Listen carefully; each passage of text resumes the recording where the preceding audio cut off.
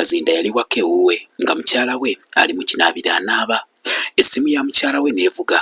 Kazinda bwe yasoma erinnya ly'omuntu eyali akuba yeewuunya. Kwaliko nti Sweet Daddy. Kazinda kyava akwata essimu ya mukyala we n'agamba nti hello. Eyali akubye essimu n'amugamba nti hello, kanjogereko ne Namata. Kazinda kwe kumuddamu nti gwani ayagala okwogera ne Namata. Eyali akubye n'amuddamu nti obadde kiggwe, ye lwaki okutte essimu ya Namata? Nze bampita Mugalu, ndi musajja wa Namata, muwe essimu ye mangu, njagala kwogera naye.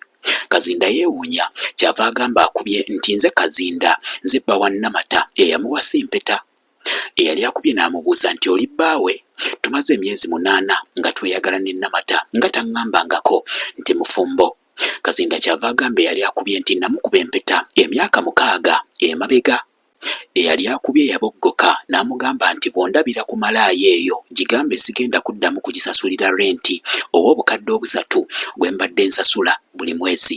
N'emmotoka gye nagigulira ngenda kujja ngitwale, ne DSTV gye mbadde nsasula sigenda kuddamu kugisasula, n'emitwalo 8 gye mbadde muwa okulya buli wiiki sigenda kuddamu kugimuwa. Kazinda kyava ayogera mu ddoboozi erikkakkamu nti musajja ggwe ebyo byonna ggwe obadde obikola? Kyokka mbadde nsaaga, nze bampita Steven, ndi muto wa Namata, ali mu kinaabiro anaaba. Bw'anaaba amalirizza nja kumukugambira addemu akukubireko. Omusajja bwe yaggyako essimu, Kazinda yagamba nti mbadde mbyonoonye, bulijjo oyo yatuliisa. Nsuubira okategedde era kakunyumidde. Kawagiddwa Mwami Bbanda Kabaalu.